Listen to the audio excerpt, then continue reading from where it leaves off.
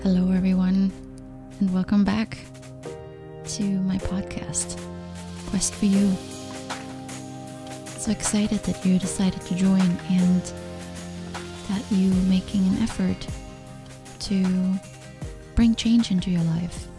Pat yourself on the back for taking the time to listen to this podcast. It's a great investment. It's a step towards a better you, towards change, towards improvement. So I want to thank you, and I want you to thank yourself as well. I want to start out with a quote.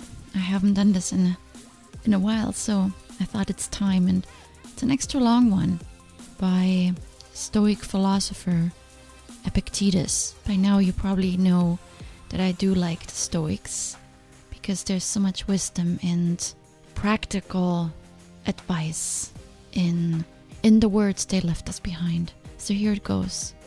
Whenever you get an impression of any pleasure, guard yourself against being carried away by it.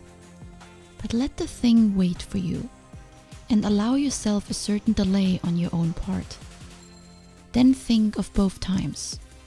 Of the time when you will enjoy the pleasure, and of the time after the enjoyment of the pleasure, when you will repent and will reproach yourself. And set against these things how you will rejoice if you have abstained from the pleasure, and how you will commend yourself. But if it seems to you reasonable to undertake the thing, take care that the charm of it, and the pleasure, and the attraction of it shall not conquer you, but set on the other side the consideration how much better it is to be conscious that you have gained this victory. How much wisdom is there in that? Haven't we all encountered these situations where our mind is taking us back and forth? We're walking towards the candy jar, and maybe midway we turn around. We'll go back to our desk, and 5 minutes later we're walking towards it again. And we're debating and we're thinking. So I'm sure you've guessed by now the topic of today's episode, which has to do with weighing this immediate pleasure versus holding off and reaping long-term gain. I know for sure, and I'm sure you agree, that we are constantly faced with choosing one of the two paths: the lure of pleasurable enjoyment and temporary ego satisfaction, or the commitment to do that which is beneficial and good in the long run, that which will help us attain the lasting eternal fulfillment of self-realization. The Stoics knew that self-control was difficult, just like we realize it daily when we try to stick to our goals. When we live only for today, controlled by the desires and demands of our senses, we follow the path of pleasure. Giving in to our senses gives us temporary pleasure, but it consumes our energy and ultimately leaves us feeling depleted and unfulfilled. And just like Epictetus said, we have enjoyed the thing for a few minutes, maybe longer, but later come these feelings of guilt and failure that last so much longer than the pleasure. For me, sometimes they last until the next day, days later, where I still think, why did I do this? Why did I have that second piece of cake? Even though whatever we have done may have not been as major, it's our guilt that really drives us, right? That really gives us those feelings of negativity, and they really bring us down. These little pleasures, they can be found in everyday life. And the thing is, they start in our mind. When we allow it to wander into what I call uncontrolled territory. The unplanned food that shows up in so many ways in our lives. Food we have vowed we would not eat anymore, or at least not for a while. The interferences into our schedules that we did not anticipate and that don't allow us to complete the task that we set out to do. People that ask for our time and want to spend it in ways that we decided at some point we would not partake in anymore. And lastly, sometimes just our own mind that comes out of left field and wants things we thought we had turned off. We all have plenty of examples from our daily lives that fit into these categories. And they don't have to be as grave as overeating, gambling, cheating, and taking drugs, or even unethical behavior that we read about in the news every day, such as those that have an impact on the long-term viability of a business. We have our own challenges, and I know they can appear minor compared to these big ones that I just named. But let's not discount the impact that they can have on our life. Think about it. You really want to lose that weight. You want to learn that skill. You want to start that business, or maybe stop something. Stop drinking. Stop being angry all the time. So yeah, if you don't accomplish them, then nothing major happens. People don't get hurt. Companies don't go bankrupt. And you won't end up on the streets. But nevertheless, they are important to you. And we also know how challenging it can be to control these urges for immediate satisfaction. Instant gratification is much easier on our minds than agonizing over the decision at hand. Less energy is spent thinking about everything that might or might not happen. Just eat that stupid donut and be done. I have to say, controlling the will and the mind has to be one of the hardest things. It's almost like a battle that you're fighting with yourself. And no matter how many times we give in to our senses, they are never sated. No matter how often we say, this is the last time. Cravings return. We gave in before and we will give in again. And in the end, they hold us back from achieving our goals. They interfere with our true happiness. They cause undesirable pain and emotions within us. First, torture, as we're debating, battling, and fighting with the decision, and then the aftermath, the misery when we face guilt and shame. There is no easy fix to avoiding short-term pleasure. We are surrounded by it every day. And fortunately, we live in a society that provides us with everything we need. But unfortunately, it provides us with so much more than we ever need. I even have played with thoughts about traveling really far away and locking myself in a cave without food and extra clothing, so I'm not tempted with all these things anymore and foods. But of course, I know and you know we cannot escape. All we can do is learn how to control ourselves. And that is the difficult part.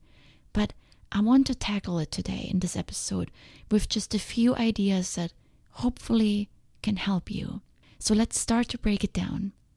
First of all, worldly charms and temptations are everywhere, but they don't have to be. They exist when you allow them to exist. As soon as you acknowledge that they exist, you now have to consider them. You now have to think about them. It's like when you see a fight bubbling up in a bar.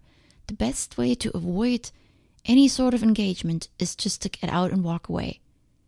Or, I'm sure you have done this with certain stores that you know will prompt you into purchases.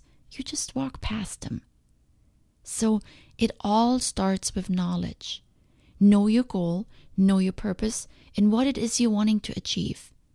It means having the right understanding about your true purpose and the meaning you are seeking in life. And then, it is the knowing that attaining these goals requires commitment. And we've talked about commitment in other episodes. Our mind and our senses, they need a certain level of discipline. I recently listened to This American Life on NPR, telling the story of a man who did not speak for 17 years. I call this conviction. When your heart and your mind work together and you have a strong reason for pursuing a goal, those are the goals that require such a commitment. For me, it is this podcast. What is it for you? Is it to live a balanced lifestyle? Eat right, exercise regularly, sleep and wake on time, promoting harmony and peace in our relationships, and finding time for spiritual practices daily. That should be on the top of your list. I know there is many goals within this big goal of a balanced lifestyle. You can break it out for yourself. But once you know what you're burning for, what you want to pursue, then your second step is analyze how you spend your time. Look at the activities that you're engaged in and see if they add value for you. There is a difference between an activity you enjoy in the moment and one that may not be as joyful but brings long-term success. I, for example, enjoy spending time with friends. I like getting dressed up and I like going out. I like trying new cocktail concoctions, having a high-quality meal, laughing and having a good time. And I have some friends where this is all that we do. Then I have other friends where the focus is less on the next cocktail and rather on the quality of the conversation. And with time, I realized, while I enjoy both, I reap more long-term benefit from combining something I enjoy with something that also adds value to my life. Maybe I was able to share a difficult situation I'm in, or lend some advice to my friend who felt a little bit down. But I prefer making the activity of socializing meaningful. To me, just going out is short-term pleasure. Long-term benefits come in when the time we spend working on creating a meaningful connection that may last a lifetime. As you look at how you spend your time, ask yourself questions like, does this activity make me happy for the moment? Or is the successful completion of this activity going to have a long-term positive impact on my life? You see the difference in those two questions? Whether personally or professionally, you should always consider these two dimensions: short-term satisfaction and long-term benefit. If your days currently just consist of pleasure fillers, look to inject some meaning and purpose into your day. And the best way to do this is with the third step, by setting a goal, and however small at first, and then honor it no matter what. Each time you exert effort aligned with your higher intentions, you are focused on the long term. So maybe your goal is to be kinder and more tolerant with people. Or you want to reduce the time you spend going out drinking so you can improve your sleep. Or maybe you just want to get up earlier and meditate in the mornings. Find something that has meaning for you. And once you do, and you commit, you will notice, sadly, that most people around you don't have goals like these. They are more focused on superficial accomplishments, saving enough money for the next pair of designer shoes, or trying to look good in the next company meeting so that people will notice them. As a result, your path is initially harder and seemingly less enjoyable, but its effects are beneficial and long-lasting. A goal will help you make it easier replacing some of the short-term pleasures with more targeted activities. So the fourth step will help you stick to your goal, and that is repetition. Keep doing your goal over and over again. The repetition, you not only get good at it, but you also develop confidence. And you no longer have to think in the moment, and you can focus on other things. Your mind is freed up. You can think ahead and be more strategic. But you realize, right, that it will be painful. It's boring. It's tedious. If you have tried diets before, you know. I like that example because working on a diet is such a difficult thing to do. You're trying to work out regularly. Then you also know everyone can eat croissants and bread and ice cream except you. And that hurts. Exercise hurts physically, maybe a little bit, but what hurts much more is the emotional pain. The pain of not being able to do or have what everyone else has or does. And on top of it, they are skinny and they can eat donuts, so why the heck can't I? I know, trust me, I know. You have to love the practice and you have to embrace it. And to love it is to see the long-term benefit in it. The reward, the outcome, the end result, the success, you have to see it in front of you. And that's what you have to focus on. Don't focus on the immediate temptation. Focus on where you want to be in 2, 3, 5 months or 24 months. That's what you have to keep in mind. And that's what will help you keep focused. And that is what makes the sacrifice worth it. If you keep repeating something and you get good at it, it pays off with a very powerful sensation of self-mastery. If you say no to the donuts that show up in your office every Friday, If you do it every Friday, you say no. You walk past that box and you say no. It will become automatic at some point. You will not even see that box anymore. Compared to if you entertain that box and you look at it, even if you just look into it, even if you just cut a tiny little piece of it, you've lost. You've lost the battle. Because now you're going to start over again next Friday, doing the same thing. Spending energy, wasting time. So you always want to focus on your end result. And if you get really good at it, you don't even have to think anymore. You can now move on and pursue greater things. Is dieting your main issue? Trying to lose some weight? How great would it feel not having to worry about that anymore and focusing on bigger and better things? Going to the next level. Maybe now that you've mastered your diet and you're following it and it's become a lifestyle for you, maybe you can help your friends or your family. Maybe you can start a blog sharing your experience. You could maybe even become a coach. But first, you have to get there. So to get there, now you know what you need to do. Instead of thinking immediate pleasure, start thinking of long-term happiness. Like when you see yourself in the mirror after working out for several months. Imagine it. Imagine the changes in your body after that diet, after that exercise. Imagine the success of the business that you're working so hard on right now, while your friends are out at the bar. I want to emphasize also that this fourth step includes reorienting your brain. Committing and sticking to it despite all the temptations. It really does involve your brain. You're reshaping it. But it's like a muscle. Remember that. You work it out, even if you're not physically working out.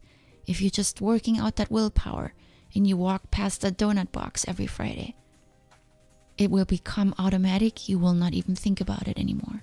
So long-term focus on a healthy and balanced life eventually leads us inward to the core of our being, to true happiness, peace, and freedom.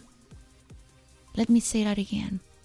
If you have your mindset long-term on a healthy and balanced life, and with that I mean the goals that are in your heart, a career, maybe family, things that are of value to you, things that lead you inward to the core of your being, those are the things that you want to focus on, and you want to forego those immediate pleasures for those things because they're bigger.